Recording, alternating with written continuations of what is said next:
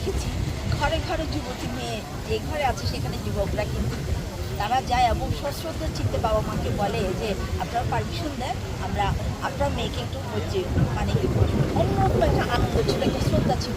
আর এইভাবে খেলার মাধ্যমে একটা দূরত্ব থেকে ছেলে বসে, ছেলেরা বাইরে থাকে, মেয়েরা মাঝখানে, এবং ছেলেরা চুজ করে কোন মেয়েকে মানে পানি মারবে, এবং পানি খেলার মাধ্যমে কিন্তু ভালোবাসা তৈরি হয়। এখন অবশ্যই সেগুলো আর নেয়। এখন হচ্ছে কি বলবো, যুগের সাথে সাথে পরিবর্তন, দল আসছে, দল দল করে পানি খেলছে। আগে কিন্তু আমরা দেখেছি, আমি নিজেই দেখেছি আমাদের সেই সুন্দর মতো স্বর্ণালী দিনে এই মৈত্রী পানি খেলার সময় কিন্তু প্রেমিক প্রেমিকের যুগের বন্ধন হয়, এবং এরকম অনেক দম্পতি সুখী হিসাবে তারা জীবনযাপন করছে। তবে এটা খুব আনন্দে এখন এই যুগের সাথে সাথে আমরা যারা বিবাহিত, আগে তো বিবাহিতরা খেলতো না, এখন বিবাহিতরা বয়স্করা যারা মুরব্বীরা আছেন তারাও কিন্তু আনন্দ করে।